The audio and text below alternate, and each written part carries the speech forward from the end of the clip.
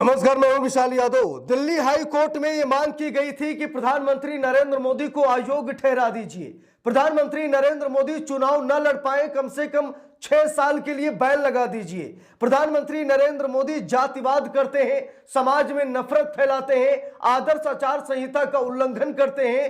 हे चुनाव आयोग, मोदी पर बैन लगा दीजिए। लेकिन दोस्तों, कहते हैं ना कि कुत्ता कितना भी पागल क्यों ना हो या फिर कितना भी शातिर क्यों ना हो, अगर घर का मालिक चोरी करे तो कुत्ता भौंकता तक नहीं है, लेकिन अगर कोई बाहरी चोरी करने आ जाए तो कुत्ता नोच लेता है। हम सभी लोगों को अच्छे तरीके से मालूम है। अब मोदी जी के इशारे पर चुनाव आयोग काम करता है। भाई, क्यों आप याचिका लगाते हैं हाई कोर्ट, सुप्रीम कोर्ट में कि मोदी जी पर बैन लगा दीजिए? क्योंकि अगर आज ज्ञानेश कुमार मुख्य चुनाव आयुक्त है तो ये मोदी शाह की देन है। भाई, मोदी शाह ने ही ज्ञानेश कुमार को मुख्य चुनाव आयुक्त बनाया है। तो क्या लगता है ज्ञानेश कुमार मोदी शाह पर एक्शन लेंगे, मोदी शाह पर वो बैन लगाएंगे? नहीं भाई, नहीं लगाएंगे।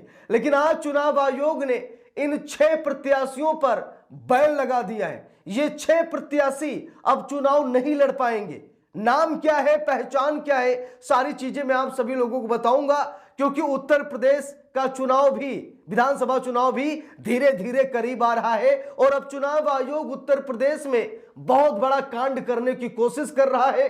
एसआईआर के नाम पर करोड़ों वोट तो काट दिए गए, लेकिन जो विपक्ष के या फिर जो पक्ष में है लेकिन सरकार की नहीं सुनते हैं, वो सरकार के इशारे पर काम नहीं करते हैं, अब उन सबका नंबर लगना शुरू हो गया है। चुनाव आयोग ने 3 साल तक 6 प्रत्याशियों पर बैन लगा दिया है।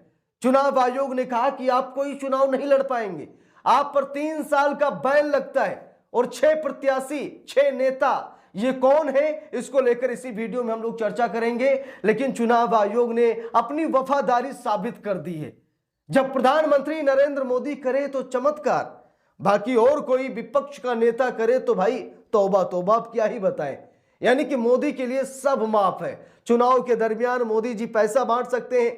चुनाव के दरमियान मोदी जी, चुनाव चलते चलते मतलब वोटिंग हो रही है, उसी दौरान मोदी जी पैसा बांट सकते हैं। उसी दौरान मोदी जी बड़ी बड़ी बातें या फिर जुमले फेंक सकते हैं। उसी समय प्रधानमंत्री नरेंद्र मोदी साड़ियां बांट सकते हैं। मोदी जी कुछ भी कर सकते हैं, जातिवाद कर सकते हैं, समाज में नफरत पैदा कर सकते हैं, हिंदू मुसलमान कर सकते हैं, यानी कि उन पर कोई एक्शन नहीं होगा।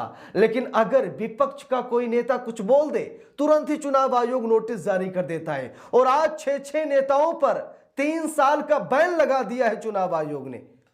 मोदी जी के लिए सब कुछ माफ है। मोदी जी कुछ भी करें, ये चुनाव आयोग कुछ नहीं कहेगा। यहां तक कि प्रधानमंत्री नरेंद्र मोदी की डिग्री फर्जी है, ये बात कही जा रही है। इसीलिए मोदी जी अपनी बीए और एमए की डिग्री नहीं दिखा रहे। लेकिन मोदी जी ने अपने चुनावी हलफनामे में क्या बताया है कि हमने एसएससी की है, हमने बीए और एमए किया है। मोदी जी खुद चुनावी हलफनामे में बता रहे हैं कि मैंने इतनी पढ़ाई की है। लेकिन जब चुनाव आयोग से कहा जा रहा है कि डिग्री दिखाइए, जब कोर्ट से कहा जा रहा है डिग्री दिखाइए, मोदी जी कहीं झूठ तो नहीं बोल रहे हैं। इस पर ना तो चुनाव आयोग कोई एक्शन ले रहा है और ना ही हमारे देश की अदालतें कोई एक्शन ले रही हैं। अब यहां पर खबर देखिए दोस्तों, बहुत बड़ी खबर है, अमर उजाला की रिपोर्ट है, लिखा भी है चुनाव आयोग का बड़ा एक्शन, यूपी में इन 6 प्रत्याशियों के 3 साल तक चुनाव लड़ने पर रोक, जाने इसकी वजह। वजह क्या है कि चुनाव आयोग ने 6 प्रत्याशियों के 3 साल के लिए बैन लगा दिया है कि आप चुनाव 3 साल तक नहीं लड़ सकते, कोई भी चुनाव आप नहीं लड़ेंगे। देखिए लिखा भी है, उत्तर प्रदेश विधानसभा चुनाव 2022 में चुनाव लड़ने वाले 6 प्रत्याशियों को निर्धारित समय में चुनावी खर्च का विवरण जमा न करने पर चुनाव आयोग ने 3 साल के लिए आयोग घोषित कर दिया है। इस अवधि में वो लोकसभा, राज्यसभा, विधानसभा या विधान परिषद का चुनाव नहीं लड़ सकेंगे। देख लीजिए, साफ साफ लिखा है। चुनाव आयोग ने कहा कि उत्तर प्रदेश विधानसभा 2022 में चुनाव लड़ने वाले, मतलब 2022 में उन्होंने चुनाव भी लड़ा था, चुनाव लड़ने वाले 6 प्रत्याशियों को निर्धारित समय में चुनावी खर्च का विवरण जमा न करने के मामले में 3 साल के लिए अयोग्य ठहराया जा रहा है। और वो ना तो लोकसभा चुनाव लड़ पाएंगे, न राज्यसभा, न विधानसभा, न विधान परिषद, यानी कि वो कोई भी चुनाव नहीं लड़ पाएंगे। देखिए लिखा भी है, प्रदेश विधानसभा चुनाव 2022 में चुनाव लड़ने वाले 6 प्रत्याशियों को चुनावी खर्च का हिसाब किताब निर्धारित समय और प्रारूप में दाखिल न करने के कारण आयोग घोषित कर दिया गया है। यह कार्रवाई भारत निर्वाचन आयोग द्वारा की गई है। लिखा भी है, मुख्य निर्वाचन अधिकारी नवदीप रिडवा ने बताया कि संबंधित 6 अभ्यर्थियों को आदेश की तारीख से 3 वर्ष की अवधि के लिए संसद के किसी भी सदन अथवा राज्य संघ राज्य क्षेत्र की विधानसभा या विधान परिषद का सदस्य चुने जाने या होने के लिए अयोग्य कर दिया गया है। इस अवधि में ये अभ्यर्थी लोकसभा, राज्यसभा, विधानसभा या विधान परिषद का चुनाव नहीं लड़ सकेंगे।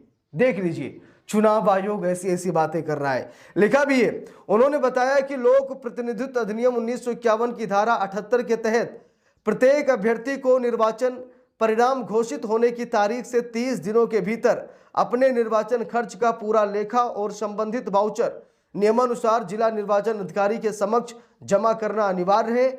आयोग की ओर से सम्यक नोटिस दिए जाने के बावजूद संबंधित अभ्यर्थियों ने न तो कोई कारण बताया और न ही कोई स्पष्टीकरण प्रस्तुत किया। इसके बाद आयोग ने विधिक प्रावधानों के तहत ये कार्रवाई की। अब यहाँ पर आप सभी लोग देख सकते हैं, जो आयोग घोषित किए गए अभ्यर्थी हैं उनका नाम, उनकी पहचान देख लीजिए। लिखा भी है, 112 बिशोली विधानसभा क्षेत्र से प्रज्ञा यशोदा, ग्राम पिसनहारी, पोस्ट मुड़िया, धुरेकी, तहसील बिशोली, जिला बदायूं, यानी कि इनको अयोग्य ठहराया गया है। 112 बिशोली विधानसभा क्षेत्र से सुरेंद्र, ग्राम लभारी, पोस्ट नगहा 12, तहसील बिशोली, जिला बदायूं, इनको भी 3 साल के लिए अयोग्य घोषित किया गया है। वहीं पर 113 सहसवान विधानसभा क्षेत्र से अनिल कुमार, 23 का आजाद रोड, चंदोसी, जिला संभल, इनको भी 3 साल के लिए अयोग्य ठहराया गया है। 116 शेखपुर विधानसभा क्षेत्र से ममता देवी, ग्राम व पोस्ट सराय पिपरिया, तहसील दातागंज, जिला बदायूं। वहीं पर अगला नाम है दातागंज 117 विधानसभा क्षेत्र से ओमवीर, ग्राम खजुरारा पुख्ता, तहसील व जिला बदायूं। 117 दातागंज विधानसभा क्षेत्र से मुन्ना 16-1 हसनपुर अली खेवली, पोस्ट हसनपुर, जिला लखनऊ, यानी कि इनको भी मतलब 3 साल के लिए हटा दिया गया है, 3 साल के लिए अयोग्य ठहरा दिया गया है। अब यहाँ पर आप सभी लोग अच्छी तरीके से देख सकते हैं, अच्छी तरीके से सुन सकते हैं कि ये कैसे इतना बड़ा कांड चुनाव आयोग कर रहा है।